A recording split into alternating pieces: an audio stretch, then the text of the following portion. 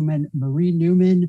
Will also be joined with Chairman of the 14th Ward IPO, Jose Luiz Torres, as well as co-founder of Increase the Peace and 15th Ward IPO Chairman, Berto Aguayo, to talk about vaccine rollouts in the city of Chicago.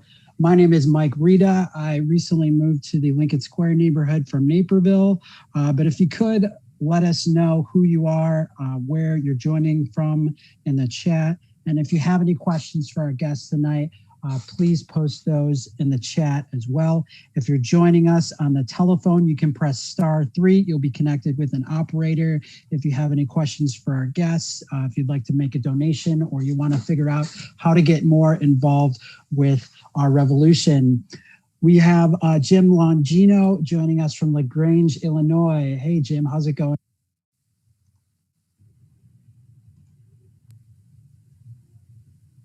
Hey everyone, sorry, I don't know if you could hear me. Welcome to the Our Revolution Chicago virtual meeting. My name is Mike Rita. I'm joining from the Lincoln Square neighborhood. If you could let us know who you are and where you're joining from in the chat. I see we have Ken Bird from Chicago, the Gold Coast neighborhood. Welcome, Kenneth. Good to see you all. Welcome. Tonight we have some amazing guests. Thanks, Ken. We'll be joined by Congresswoman Marie Newman, as well as Jose Torres and Berto Aguayo to talk about vaccine rollout. I think Congresswoman Marie is going to be talking about the first few months of the Biden administration and where we go from there. It looks like we're just about ready to get started. If you're still joining us, please introduce yourself in the chat. But I'm going to go ahead and hand it over to our host, Abe Matthew. Take it away, Abe. Thank you so much, Mike. And it's so wonderful to see so many great people here. Thank you for coming. Hello, Our Revolution, Chicago and Cook County.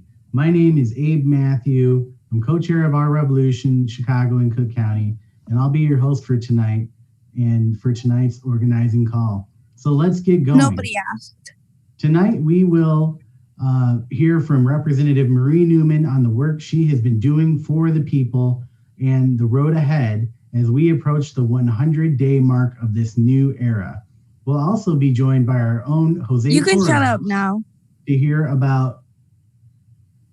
about his experience receiving the COVID vaccine and resources to help you get vaccinated. We also want to hear what activism and campaigns you are looking forward to this year. But before we get started, I ask that we all take a moment of silence in honor of the victims of the mass shootings in Atlanta and Boulder, Colorado.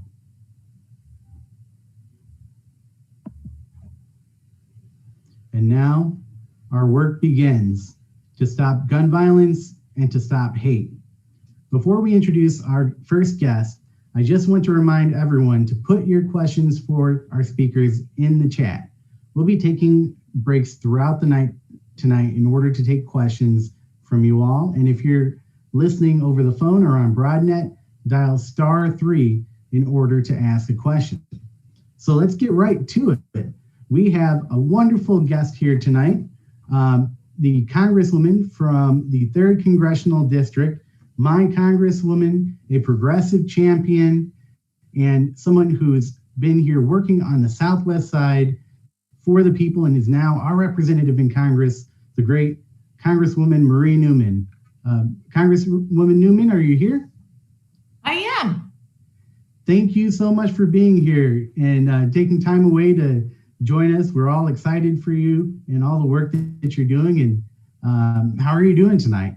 I am great. It is, it's nice to be home for a few weeks and do some things in the district. So I'm thrilled to be here back in Chicago and excited. The weather's not too bad. Wonderful, wonderful. Yeah, it's a beautiful day out there, and I'm sure you'll get a chance to be back home after an extremely tumultuous first 2 months in office. Now, not only are you our first new progressive representative in decades, but you went into office in one of the most trying times for our country. Can you just tell us what that experience was like for you? It's really interesting, right? When you go into a new job that's completely new and you don't know what you don't know, right? So when I went into Congress, I knew that there would be things that would be surprising to me. What I didn't account for, that there would be an insurrection and impeachment in 2 weeks, the first 2 weeks.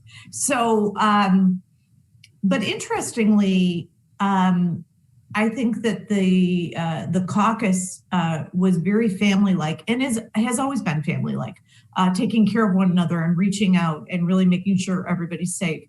What on that day, on that horrible day on January 26th or January 6th, I think that I didn't absorb actually what was happening that day, that our democracy was truly at risk, and that people's lives were in great, great danger.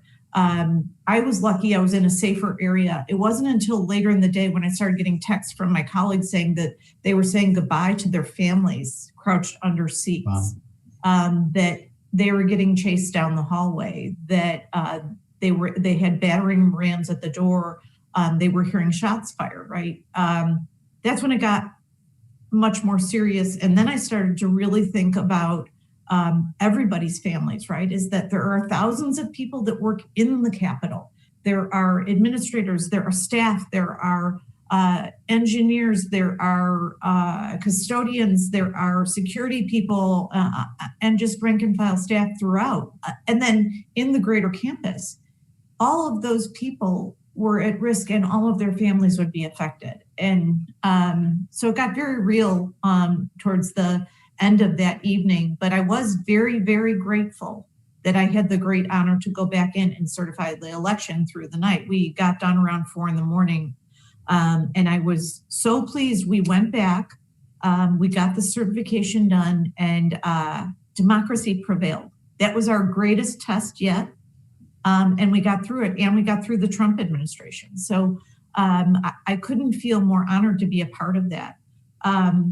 And on a very sad day too, on impeachment day, nobody wants to impeach a president. It's a very solemn occasion. It's not gleeful in any way. It was striking to me that everything was handled so beautifully. Our impeachment managers were impeccable. The case they brought forward was beyond perfection, truly in every way. So I'm so admiring them.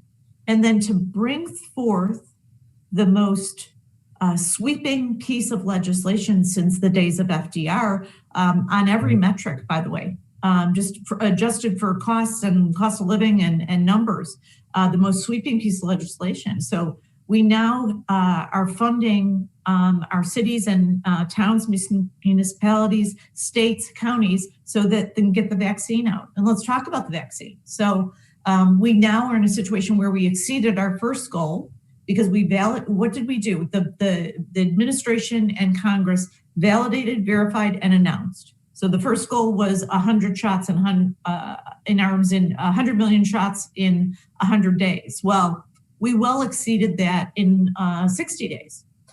We are now going to surpass 200 next month.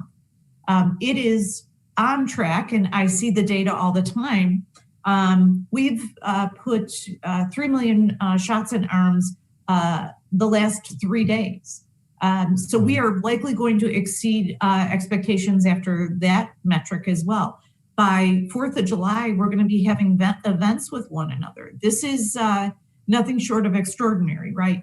So good news on the vaccine front. In the fact that we are getting checks out the door, they started rolling 2 days after, direct deposits started rolling 2 days after we passed the legislation. The fact that here in Chicago, 71 million is going to transit workers across Midway Airport, another 1.5 billion to transit systems here. In the nation, the hardest hit sector, restaurants, is going to receive 25 billion, another 50 billion in help to small businesses. So this legislation was beyond meaningful. My only great sadness, and honestly made my hair on fire, was that we didn't get $15 in there. I've been working on this issue for 10 years now, and the fact that we didn't get in there, I was absolutely heartbroken but infuriated. we are going to get it done in this Congress. We are going to get it done in this Congress. If if we have to break things, we will. The Congressional Progressive Caucus, of which I am the vice chair, I was lucky enough to be elected back in January. I am very focused on that. I am very focused on bringing Medicare for all to the floor.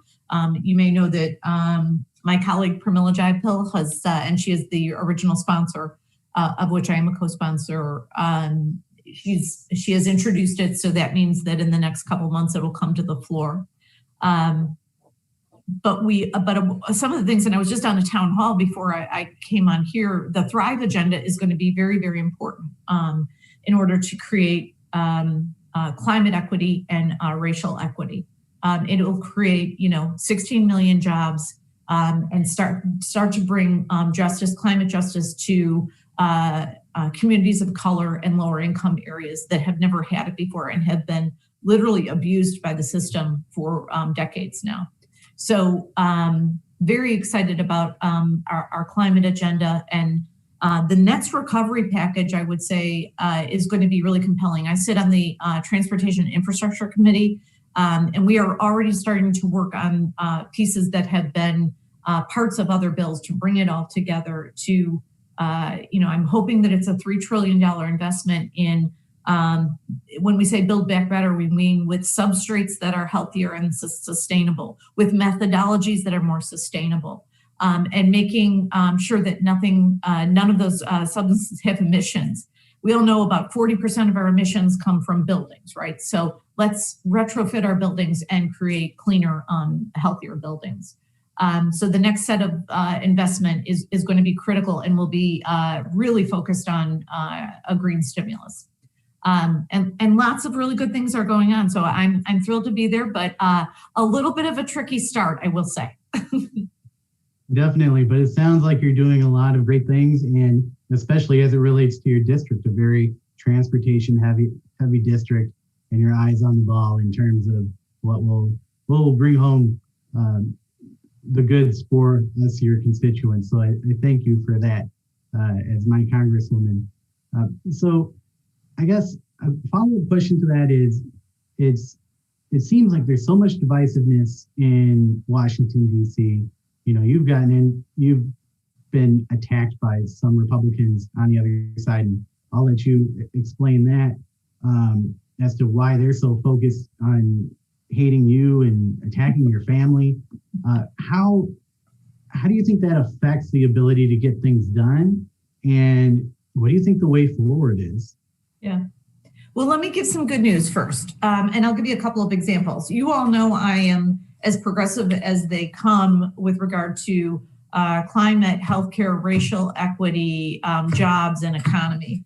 And will continue to be and will always be. But I managed to get several Republicans to sign on to a microloan bill that would provide very inexpensive forgivable loans and loans to companies under 20 employees or less. And they signed on. I mean, after and actually it wasn't even that hard to get them on. There are areas that we can agree, and we just have to thank God for that. There are lots of areas we don't agree. So when we can agree, let's do it and let's get the ball rolling. So those bills will come out in April, and it appears that they'll pass because they have the votes on both sides. So bipartisanship can happen, but I do want to say a word about that. Bipartisanship, the media is kind of entranced by, just by simple virtue of the fact that something's bipartisan doesn't make it good.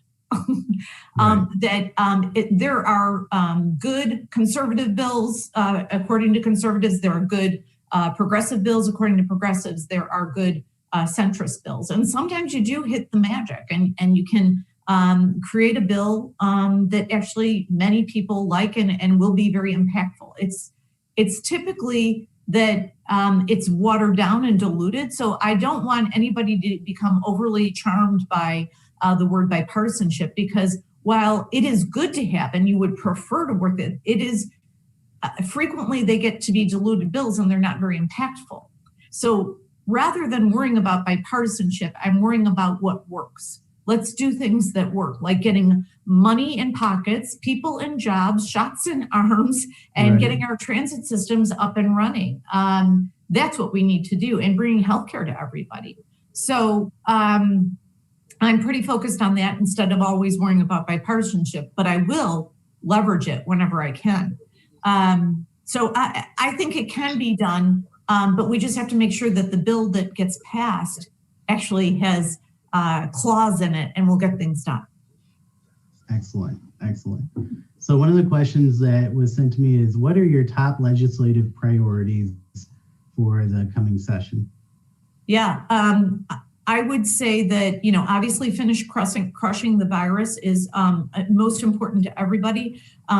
As we know, we are doing our best with CDC guidelines and funding for things like HVAC and getting vaccines in the arms of teachers, making sure we open schools safely, heavy on safely, and making sure that we open small businesses safely by crushing the virus with getting vaccines out to everybody.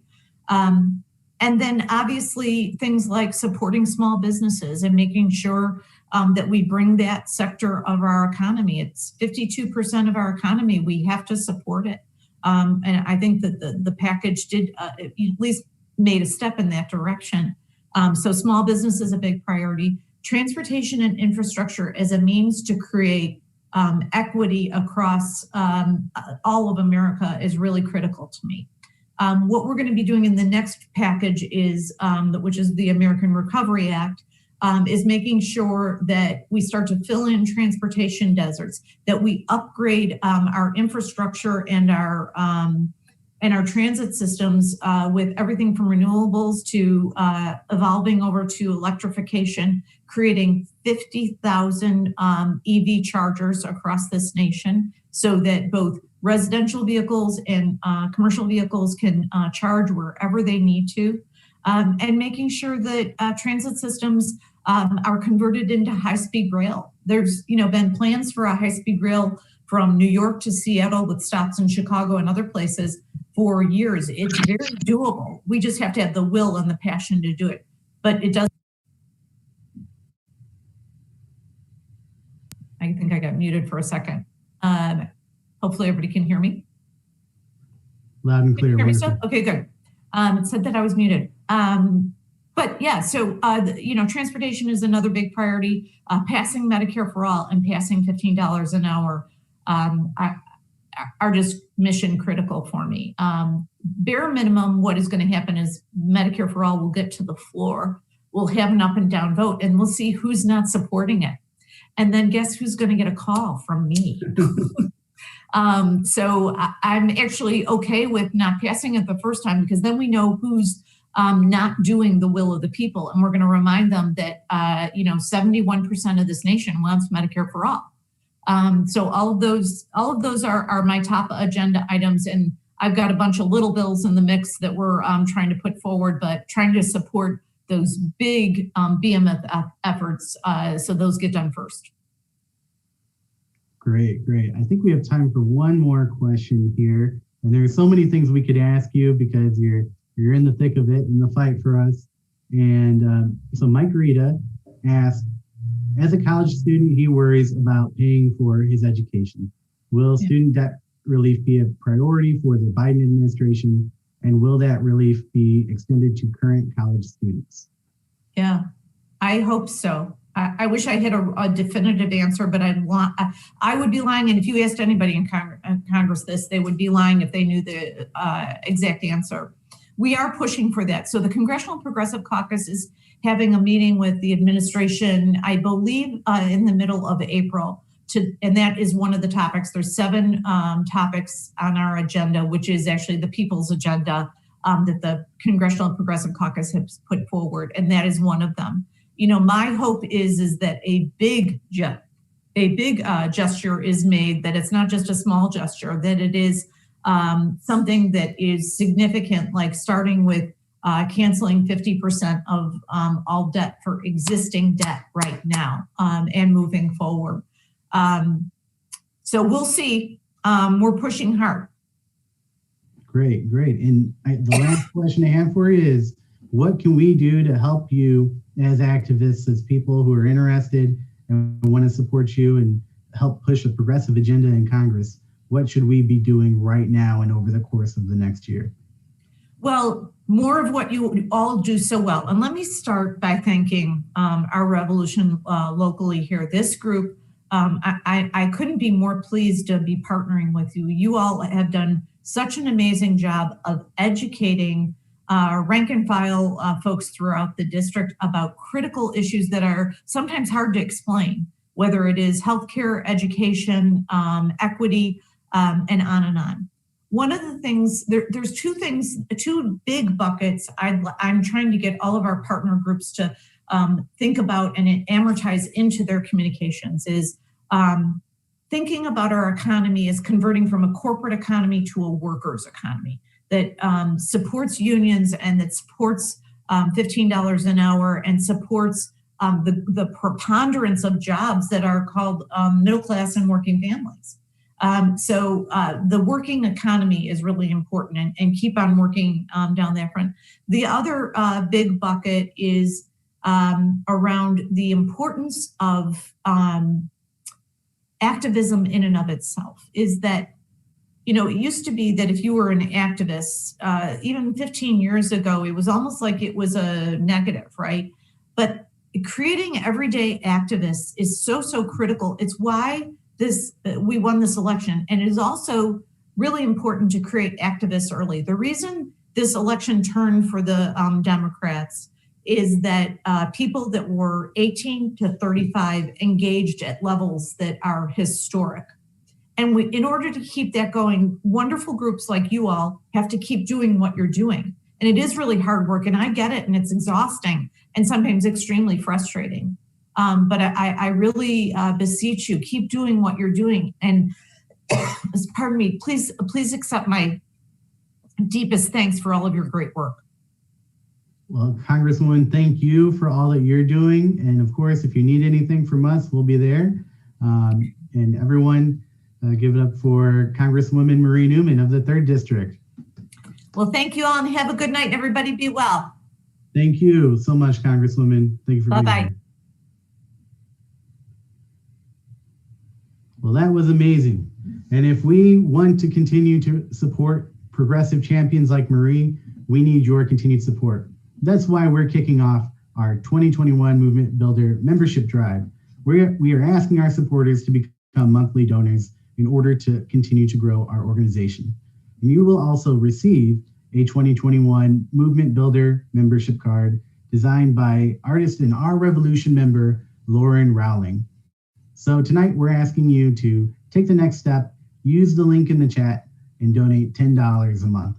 And so that link is in the chat. And now it's my honor to turn it over to our co-chair and the chairman of the 14th Ward IPO, Mr. Jose Torres. Jose, you there? Thank you, Abe. How are you doing tonight? Oh, I'm doing wonderful. I can't wait to hear all about the vaccine and everything from you and Berto. Absolutely. It's exciting to always see Marie and hear everything happening in DC and know that she's out there fighting for us. So very excited to be a part of this conversation. And so there's 2 important dates that I want everybody to remember when it comes to vaccine distribution. And maybe Berto could give us more information because he's doing amazing work in backyards. For those of you who don't know, how many people did you get registered, Berto, for the vaccine? Was it 1,000, more than 1,000 people? Yeah, the exact number is 1,012 connected to the vaccine yesterday. 520 actually received their vaccine yesterday, and we registered 482 folks in about 24 hours. That is amazing work, brother. And it's difficult work to do. It's tiring work to do. I know I spoke to you last night and you were exhausted and you were still working, preparing for the next day. So March 29th, that is when these individuals will be eligible for the vaccine. And these dates may change as COVID goes up, right? That would be food and beverage service workers, religious leaders, and construction, trades, and business people. And then on April 12th, everybody, and I repeat that, everybody in the state of Illinois will be eligible for the vaccine. And I believe, and I don't hold me accountable to this, I don't know, that date may be pushed up because of COVID cases going back up. So I received my vaccine, and I was one of those individuals that is an essential worker. I see students face to face. And so I will tell you, getting the vaccine is something you need to do. It's important. It's you know, if you believe in that, right? It's important. It's healthy. It keeps you healthy and it keeps you alive. And more importantly, it keeps you out of the hospital and it keeps you at least safe during this pandemic. So what I'm going to do today is I'm going to give the floor to Berto. Berto, tell me about the amazing work that Increase the Peace is doing. How did this come around? And how did you get the attraction of national media? Sure. Thank you, Jose. And thank you, everybody, for tuning in. So we are mostly based out of the Back of the Yards neighborhood, and we do a lot of work all over the Southwest side. And one of the things that we saw early on was that we were missing equitable distribution of the vaccines. As you all saw, there were multiple reports that had many people who were getting the vaccine were not Black and brown communities like ours in the South Side of Chicago. So we organized behind the scenes to contact our elected officials, to contact government officials and demand that we get more vaccines to communities of color. And through that organizing work, we were able to, about a couple weeks ago, open up a vaccination site together with the Chicago Protect Plus program in Back of the Yards. And we got to work. We started organizing. And the first day, 2 weeks ago on a Friday, the first day that slots became available for vaccine appointments, we ran out of 866 slots in about 12 hours. God. Wow. And that just goes to talk about, one, organizing works, and then number two, about the huge need that currently exists for the vaccine in low-income communities and in disenfranchised communities. So that's a little bit about what we've done. And then recently, just yesterday, we put that same organizing to work. And when I say organizing, this is kind of what it looks like on the ground.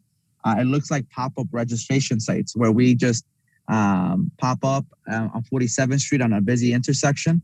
And then we help people register for the vaccine. It means being at the popular taco shop where we can get people that are waiting online for tacos registered for the vaccine. It's really ultimately about meeting people where they're at, whether that's at the grocery store, whether that's at their local restaurant, whatever the case may be. We need to be able to help our community navigate, because a lot of them may not have social media. A lot of them may not be able to maneuver an application that's online because they might not have internet access, or the internet might not just come and be as easy as it is for the rest of us. So, it's about everybody doing their part, meeting people where they're at. And then also another key component of this is about storytelling, right? There is a huge need and demand for the vaccine in our communities. And there's also, I think, some hesitancy in some pockets of the community. And what we do to address that is really highlight and empower the trusted messengers in our community. Share their stories, because we've lost a lot of people. We've lost family and friends. There was a time where we received 16 calls in 1 week of people seeking funeral expenses for COVID, right? Oh my God. So being able to share those stories, right, about why this is so important, from trusted messengers, from your local street vendor, from your local neighbor, from Doña Maria, from down the block, of why they're getting the vaccine and why it's important for all of us to receive the vaccine, because not only are we protecting ourselves, but we're also protecting our community.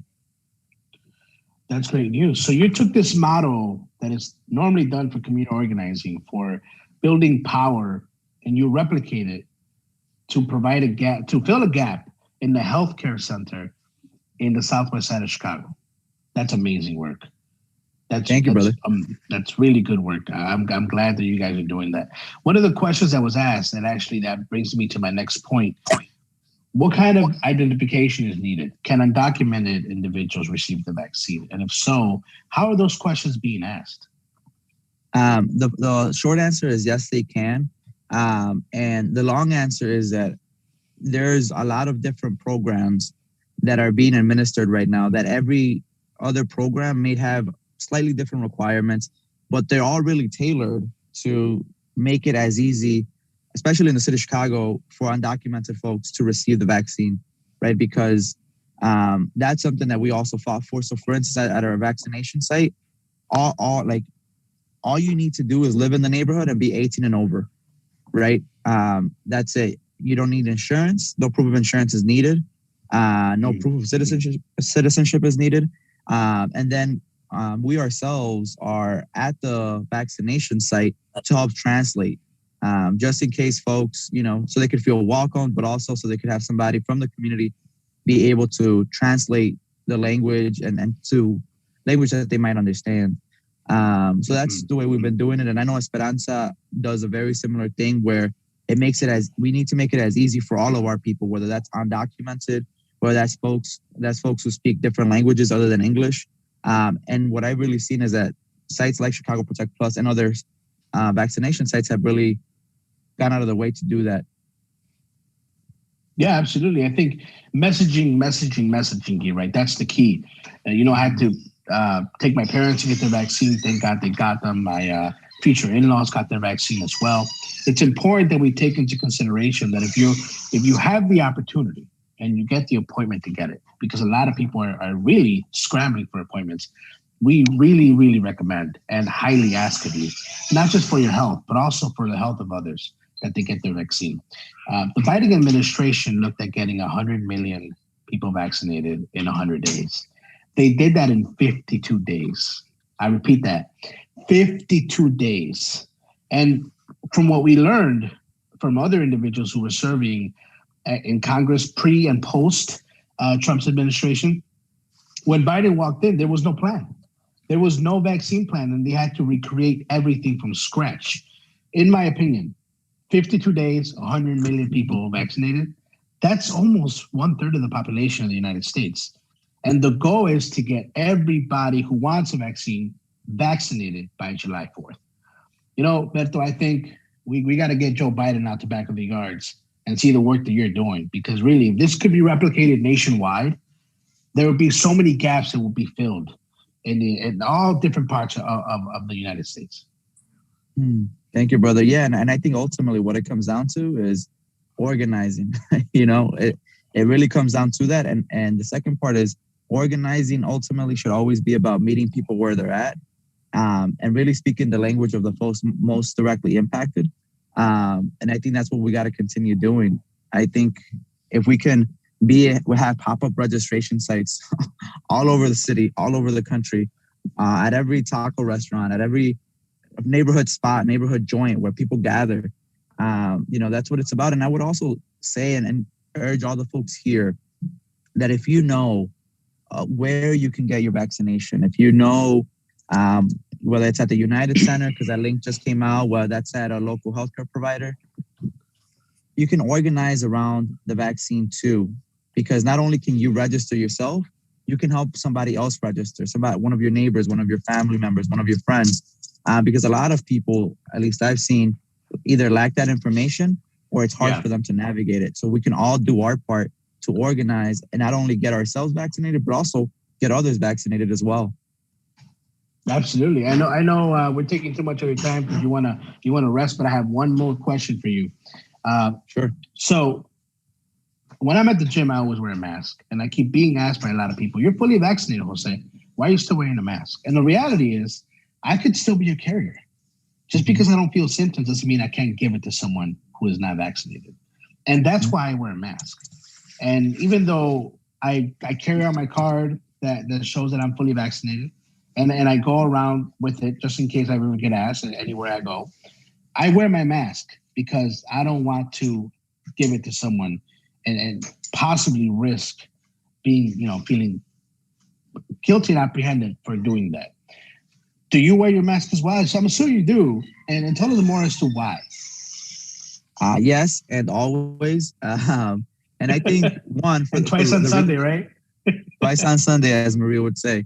And for the reasons that you just mentioned, right? Because you could still be a carrier, right? But I think also it's important for us to, in a weird way, to acknowledge the privilege of receiving a vaccine, right? Because there's a lot of other people who don't, right? And we got to lead by example, right? And if we want to lead by example, that also means wearing a mask so that other people who may not be vaccinated can also continue wearing their mask, so that until we get to a point where, hey, it's safe enough to do so, to not be wearing a mask, hey, let's get rid of these things. But until that happens, we all got to do our part to be able to build that kind of environment for the other folks who may not have gotten vaccinated yet.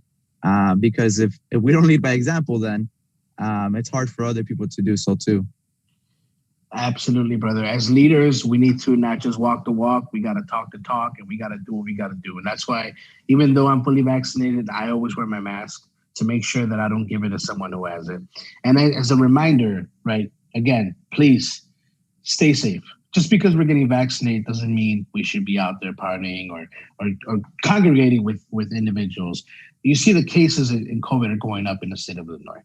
And even though the cases of vaccines are moving up as well, we don't want to be in a situation where there's more COVID cases than vaccines available. Because at that point, we're suppressing the hospitalization. And most of you know that I work at Malcolm X. I have students who are CNAs, who work in respiratory tech, who are nurses, who tell me every day everything they see in the front lines. And some of them have gotten the vaccine and others have not. And those that haven't wish they've had. And I say this to tell you that the stories I'm hearing every day as I'm speaking to students and I'm talking to them, and they're letting me know about the realities of what COVID does to a patient, what it does to an individual. Some of my personal close friends have gotten it and have not been able to recuperate to this day. Some of my colleagues at Malcolm X have gotten it and have not been able to recuperate. One of my colleagues is a CrossFitter, and she has not been able to go back to CrossFit because her lungs are not able to keep up with her yet. So, we beg of you, get your vaccine, wear your mask, socially distance, stay safe. And, every day is a new day for all of us. So, Berto, thank you so much for joining us today, brother. I know you've had a long, exhausting day, so you got more and more appointments coming your way in Back of the Arts. Great job yesterday. And let's try to get you invited into Back of the Arts so you can see what's going on. Let's do it, brother. Thank you for the invitation. Absolutely. Thank you so much. And with that, I'm going to pass it back to Abe, our host, who is going to continue this meeting. Thank you, Abe. No, thank you both. And that was so amazing to hear. It's almost like Berto is taking community organizing and adding in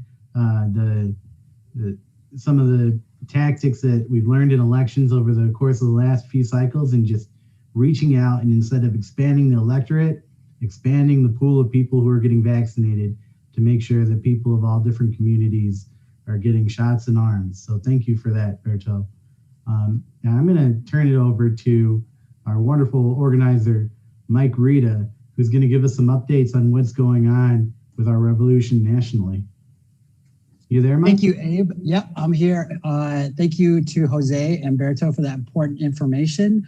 There's a lot of exciting organizing going on across the state of Illinois and across the country right now. And 2021 promises to be a year when we can make real progress on our progressive agenda, but only if we organize to win. So before we get going, I want to remind everyone that we are still in the middle of our 2021 membership drive.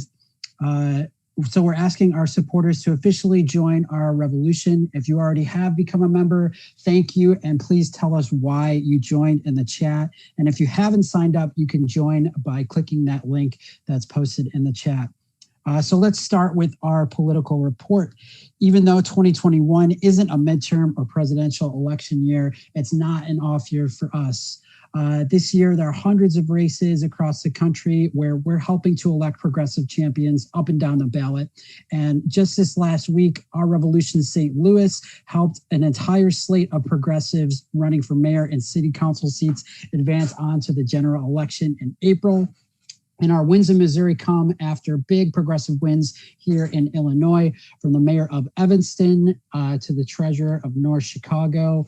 A new wave of progressives are going to take office in Illinois.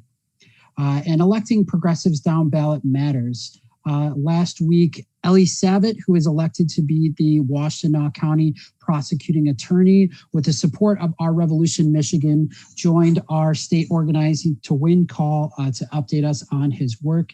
And since taking office in January, Eli has taken action to end cash bail, has stopped working with ICE on immigration enforcement, and has prosecuted violence based on gender and sexual orientation as hate crimes. And we're also working hard to elect our very own Nina Turner to be the next member of the squad in Congress. And speaking of Congress, let's talk about how we're fighting for progressive policies in Washington. We applaud the passage of COVID relief for millions of people who have lost their jobs and others who are being paid poverty wages. But we're a little disappointed that even with a 4-year transition period, $15 an hour was dropped from the COVID relief bill, as our executive director, Joseph Givargis, has said to NBC News. It's a political suicide for Democrats to walk away from workers. And it's also a lie to tell low-wage workers that Congress will pass a standalone bill, the Raise the Wage Act. Right now, there is zero chance of a Senate voting on anything more than a token raise like $10 or $11 an hour due to the Senate filibuster. But the game is not over, right?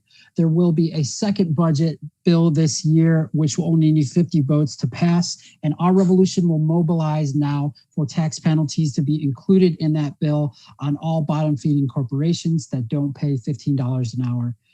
We won't let the parliamentarian make excuses. We will expect the White House to fight for $15 an hour and not just mention it and drop it. Also this week in Congress, we supported introduction of legislation to make sure the ultra-rich pay their fair share in taxes. And our members helped us pass H.R. 1 for the People Act in the House. This legislation will strengthen voting rights and help shore up our democracy. We also passed the George Floyd Justice in Policing Act to end qualified immunity for rogue police officers. But we've seen with the fight for $15 an hour, we can't rely on GOP support to get our agenda passed in the Senate. And that means we have to end the filibuster to stop Republican minority from blocking the For the People Act, the George Floyd Act, and other progressive priorities from becoming law. Our Revolution is working with the Fix the Senate coalition right now to end the filibuster and restore democracy to the Senate. And you can join us in that coalition using the link in the chat that says Fix the Senate. And now an update on how we're fighting for progressive policies locally. Just this past month, the progressive movement has had some significant victories. Cannabis reform was signed into law in New Jersey. And we're also so proud that Illinois has become the first state to end cash bail. And speaking of needing cash bail, our own Christy Lara from Our Revolution, Texas, and along with student organizers, were involved in a dust-up with the police this past few weeks while protesting the firing of faculty at Collin College in McKinney, Texas. This person was fired for organizing union voices and criticizing the school's COVID response. But the reality is that the GOP just doesn't like us protesting. That's why Our Revolution Florida members rallied in Tallahassee the past few weeks to demand that legislators kill Governor Ron DeSantis' anti-protest bill.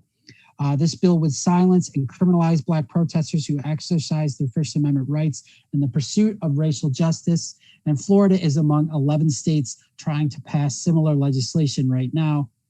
In Maryland, Our Revolution chapter is celebrating passage of an extension of the Earned Income Tax Credit to allow low-income tax-paying residents, regardless of immigration status, making Maryland one of the few states in the nation to treat undocumented people as people. And finally, let's talk about transforming the party. Our Revolution is the only group working to change the Democratic Party into a progressive party. Since January, we've elected progressives to party positions in California, Colorado, Maine, Florida, and Michigan. And just in the past few weeks, our Illinois Revolution members mobilized to elect U.S. Representative Robin Kelly to be the new chair of the Illinois Democratic Party. In this closely contested race, our chairman emeritus, Clem Balanoff, along with Illinois Democratic Party committee member Peter Janko, a longtime Our Revolution leader, played a key role in helping Robin become the first woman and the first Black person elected to lead the Democratic Party in Illinois. And with a true progressive in top leadership spot, our members are getting ready to build a state party that reflects our growing progressive party here in Illinois. And next month on April 13th for our statewide organizing call, Robin Kelly will be joining us as our guest and will catch us up on changes that we can expect from the Democratic Party until the next election in 2022. During our Revolution California statewide meeting, Amar Shergill, chair of the California Democratic Party's Progressive Caucus, spoke about how the party chair, Rusty Hicks, disqualified thousands of ballots with valid postmarks. But we fought back against that. The Progressive Caucus had enough votes on the state party executive board to overrule this decision. As Amar said, this is how we change the party, and you can become a member of Our Revolution to help continue our work to transform the Democratic Party. You know, elections, they come and go, but the revolution will endure. And your monthly gift will help us continue the work that we're doing and keep our movement going strong after the Bernie campaign. But if you need more incentive to join, we have two more for you. First of all, every new member will receive a personalized Movement Builder membership card in the mail designed by internationally renowned illustrator Lauren Rowling, who is a volunteer of Our Revolution Nashville. And that concludes our national update. So I'll turn it back over to you, Abe. Thank you. Thank you, Mike. Sounds like there is a lot going on across the country, but now is the portion of this program where we like to talk about what is going on here at home. So the question, and it's an open question because this is an open session, is what are you doing in your community? What's going on? We want to hear from you. You know, questions, comments, suggestions, it's anything that's on your mind that's remotely relevant to activism or work for progressive causes. So if you'd like, you can raise your hand and we'll unmute you, and we'd love to hear from you. And as usual, if nobody volunteers, I will pick on folks because I know that many of you have many things going on. All right, Jim Longino, go ahead. Hi, guys. Thank you very much for doing this again tonight. Again, it's a pleasure being here. I got a quick question regarding kind of piggybacking on the suppression of protesting that's going on in some of these GOP strongholds. What, if anything, have you heard regarding any type of movement in Congress on trying to do a domestic terrorism law that, in my fear, would be that had a law been in effect like that during number 45's reign, he would have used that to go out after every one of us activists and anybody else he considered enemies of the people, like the press. Have you heard anything further on any other legislation that they're trying to put together and what that legislation might look like? I'm not against trying to prosecute Proud Boys and neo-Nazis and KKK. Well, I'm afraid of it would be so broad, like the Patriot Act, that it might backfire when someone like a Tom Cotton, God forbid, ever got into office, and what they would do to people in our position. Well, that's a terrifying thought, Jim. Sorry. But has anybody heard anything about that?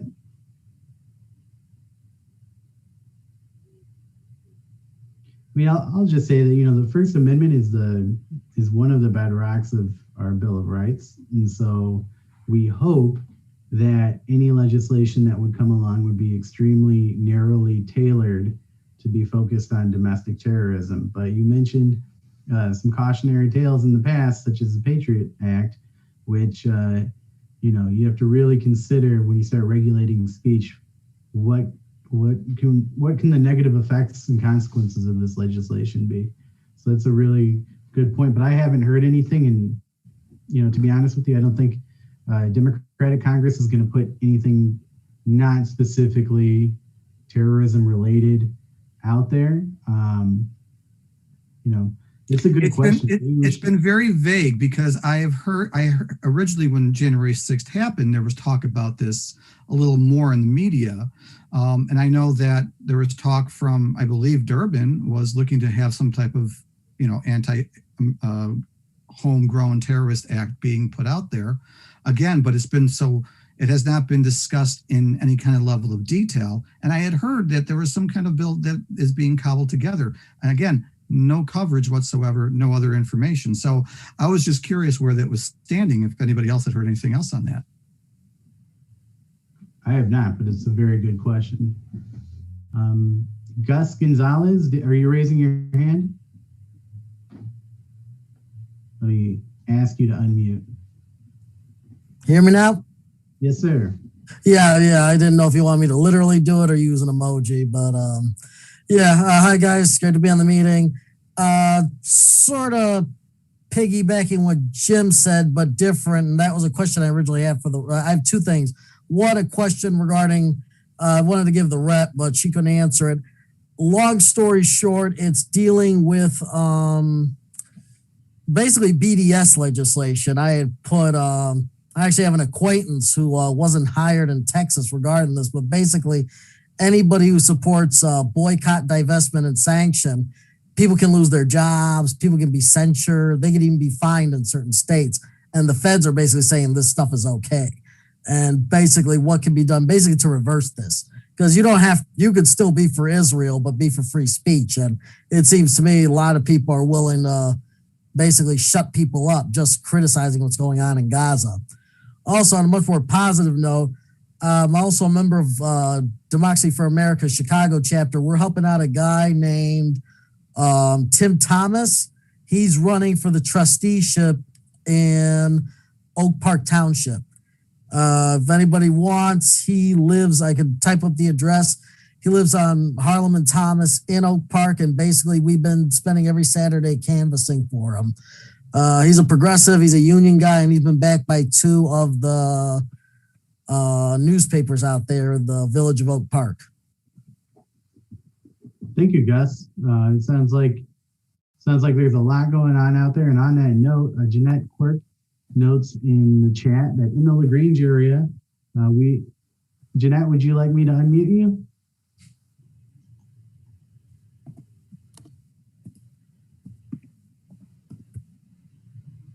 Here we go. Okay, yeah. So LaGrange is in Illinois 3, which all of LaGrange, some of LaGrange Park, and so we're really working hard to monitor all the local elections, all the local school districts around us, Lyons Township High School Board, and then we're a part of College of DuPage, which you may remember Jeannie Ives kind of got famous on that board. So we're really working to get progressive candidates for College of DuPage. And in all these instances, we have some really quality candidates running, which is great, to come to these elections and had a lot of good people coming forward. So I think, everything that's being done in this area is really helping that the people are motivated and feel like they have an opportunity to get elected. And, I haven't seen that much in the last 15 years, seen such great people coming forward. So that's really encouraging. And then some of you may know about the efforts going on in Orland Park, where there's a very harmful mayor, and we're trying to get, actually the previous mayor is running again, really good guy. And so we're trying to get this bad Trump mayor out. And then in Palos Township, our Tammy Giorgio is running for clerk, and we're trying to bring a difference to Palos and Mervat, a difference to Palos Township too, which is part of Illinois 3. So, once you get one person elected for not very experienced people like me, you realize all the ripple effects of all these other layers. As we know, the local elections are so important, and everybody around Illinois 3 and in it is important to us too. Well, that's wonderful to hear. And it looks like we have Tammy George out here with us today. Tammy, are you there? Yes, I am. How's the campaign going? Welcome. Thank you. It's going great. And I see several of our volunteers who are helping us do this and really making it happen for us on the call. So that's exciting. And not to steal your thunder, but I believe that you're going to be announcing a canvassing event for us. We will be, definitely. And I can go ahead and let's see. I think we might. I will mention that Tammy and Marvetta are Our Revolution endorsed. So Yes. if you're looking for people to support who are Our Revolution endorsed, go to Payload. Good call, Jose. Thank you for bringing that up. And I'm going to drop a Facebook link. And Mike Rita has already done it. That's why Mike is the man. So on April 3rd at noon, we will be canvassing for Tammy and Ravat. And we just want to get out there and do all we can to help them over the finish line. You know, there's been a lot of stagnation in Palos, and we think that these two are going to be a breath of fresh air. So, and I'll turn it right back over to you, Tammy. How's it going? It's going wonderful. We're against incumbents who are entrenched. So there's that challenge. So we really need to make a ripple here because we're going against the status quo and not progressive candidates at all. And we know there's progressive voters out there. We just have to reach them. And so that's why we need everyone's help, especially these last 2 weeks. So thank you, everyone who's going to sign up. I hope a lot of people will. And thank you to all regular volunteers that are on the call as well. So thanks for having me, and thank you for hosting the event as well. Thank you. So you're telling us there's a machine in Palos that needs to be defeated. Yes, there is. There is a machine. So that's a long story, but yes. I don't know how much I want to go into it right now. You caught my attention at defeating the machine, Tammy. Yes, there is. It is working against us. Interesting experience having the machine work against you. They are ruthless and relentless. Man. Well, we know you're going to win this, and we hope to help you out along the way. So thank you for coming. Absolutely. Thank you. And Carol O'Neill is asking, can you please tell me again how to sign up to help in Palos? So Carol, I'm going to recopy this for you. And you want to sign up at the link in the chat, which is right there. So feel free to click there, and it'll be at the Strange Brew Cafe at noon on the 3rd of April. So what else is going on in your lives or in your work and activism? We've got Bill. I'm going to ask you to unmute, sir. Hey, Abe. First, thank you for having this. Really appreciate it. Thank you. Second thing, Tammy could go on at length about Palos, as could some of us. But when I'm hearing the work that Jose and Berto are doing in the back of the yards, you have to contrast it with what the Palos Republican machine has done in Palos Township regarding COVID-19. And it's easy to sum it up, but you only need one word. That's nothing. For months, they had nothing to report. They weren't planning on doing anything. 6 months into the pandemic, their plan was to tell residents in the township to go to Worth Township or Orland Township if they wanted services. That was the plan. And that type of incompetence and just uncaring attitude pretty much characterizes everything they do in the township. Tammy didn't mention that they're basically, they should be paying Tammy and Mervat a residual every time they put out a mailer, because they're stealing all of the rhetoric. And all of a sudden, this entrenched machine is now a transparent, innovative reform machine. It's like, and it's a heavy Republican area that voted for a Nazi. In 2018, we all know how many votes Arthur Jones got. when he ran against Lipinski. And they don't want to do anything about anything, but they want to keep collecting their money for doing nothing. And we're hearing that constantly from people that we talk to on phone banking. The township does nothing for me. And it's difficult because you've got to, it's a municipal off your election.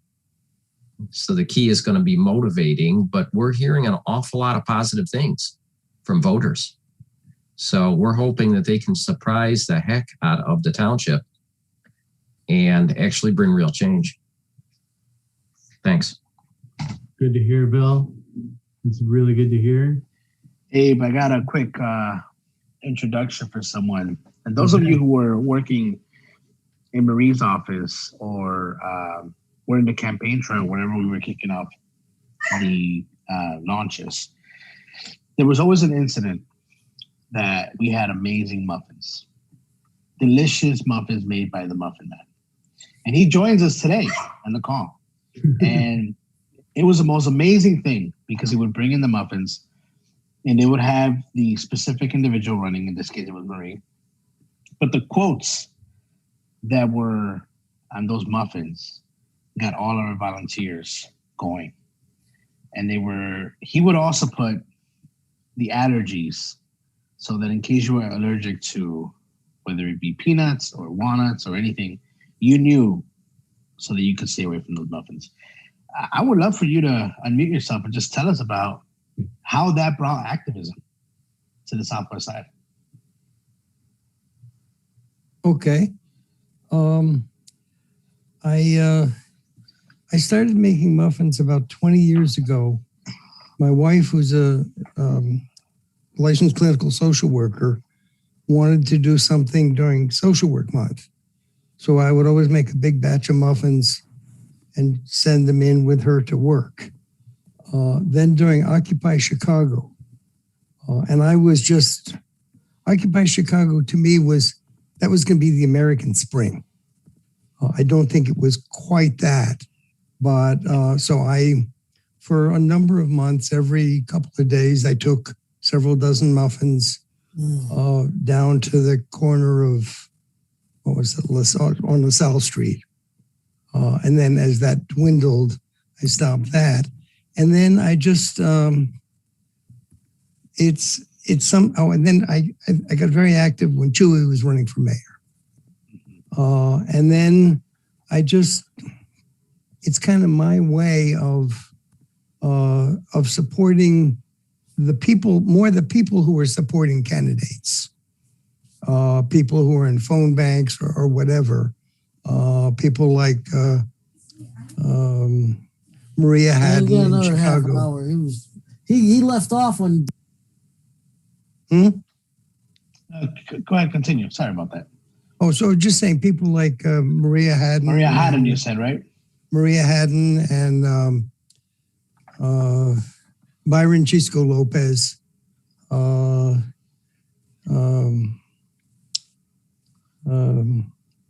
Garza, just people who I want to see do well. It's kind of my way of thanking them, I guess. Yeah. And thank you for that because, go ahead, I'm sorry. I also do a lot of strikes. I did the Cambria Hotel for 18 months, 3 times a week. Oh, wow. Oh my God. So and I have fun. I mean, it's exciting to me. At Cambria Hotel, I would drive up and they would change their chant to "Who do we love, the Muffin Man?" And that was very gratifying. That's a beautiful story. My God. And it's all our volunteers will always look forward to it. And, you were out there in the middle also of a pandemic, risking your life, bringing off muffins to us. And we really appreciate that. I know Marie's told me several times that they're the best muffins she's ever had. And so we thank you for that. And I'm glad you were able to join us. Well, and I'm hoping, I'm 78. So one of the nice things about being old is I got shots early. So there you go. So we're looking forward to a lot more muffining this summer, and as elections come up. Thank you. Yeah, we look forward to it. Thank you so much for unmuting yourself and telling us this fantastic story. 20 years in the making. Wonderful. Thank you, Muffin Man.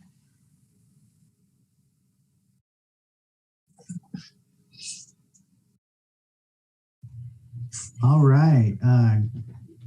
Kristen Lems, go ahead and welcome. Okay, I'm not going to show myself because I just had my second COVID shot and it totally wiped me out. Anyway, I hope I can put a sentence together. I live in Evanston, and many interesting things are always going on in Evanston. But of course, you all know that the first bill to establish reparations passed yesterday in the city council. And there's some controversy around it because some folks say that they don't want to have their allotment go to a realtor who is, have been cheating the Black community historically. Why should they only allow these reparations checks to go to, to realtors? But the people who passed it did say this is only the first step, and they're going to, work on diversifying the ways that folks can get their reparations. So I think it's a good first step overall. But there's also this very important thing going on, which is the District 65 Board of Education race. There are 4 openings on the pre-K through 8 district, District 65, which is Evanston. There are 4 openings out of a board of, 7. So that really means it could change the whole nature of the board. And there are 2, I won't say it's because they're white, but they are white women from the financial services industry who are running from the north part of Evanston, who are really kind of doing a blitz kind of campaign that, the district's going down so much and everyone's leaving the district. It's a lot of panic peddling. And it's very, very scary because they just are so sincere and so meaningful. And they said they've read Howard Zinn and the whole works. But the fact is, it's just like these Blacks have gone too far. You can easily figure out the subtext for what's going on here. It's not even a subtext. It's sort of like, well, we've just had enough. I can't really remember their names offhand. I don't have them handy, but there's 4 candidates and there's 4 openings and there are 7 candidates or 8 candidates. So what I've been doing is sending around the endorsements from the IEA to my friends. But I'm worried about this because it's kind of a stealth kind of thing. And it really could change a lot of the things that have been going on in District 65, which are trying to really address some of the systemic causes of racism that have negatively impacted the Black and Latino kids in the district. So I just wanted to report that. Thank you for that update. I mean, for 75 years, our schools have been the battleground of the fight against systemic racism, and it still continues today. Does anybody else have an update? All right, I'm going once, going twice, and I'll turn it back over to our wonderful Mike Rita. Take it away, Mike. Thanks, Abe. Don't forget to sign up for our next statewide organizing call featuring newly elected party chair and Congresswoman Robin Kelly. That's Tuesday, April 13th at 7:30 p.m. You can sign up using the link in the chat and sign up for our next Revolution Chicago and Cook County meeting Tuesday, April 27th at 7 p.m. I'm sure we'll have lots of exciting guests and exclusive political updates and hopefully a few winners from the upcoming consolidated election. So sign up for those using the links in the chat. Thanks, Abe. Thank you, Mike. And with that, I'm going to turn it over. Oh, and we'll see you on the 3rd, hopefully, in Palos. And I'm going to turn it over to Abner for the chant. Abner, you there? Yes, sir. All right, take it away, my friend. All right, guys. You guys hear me? You got everybody unmuted? We're ready. Everybody unmute themselves. Yeah. So when we organize, We win. when we organize, We win. all right, everyone have a great night. You too. Thank you all for coming. Everyone, thank you so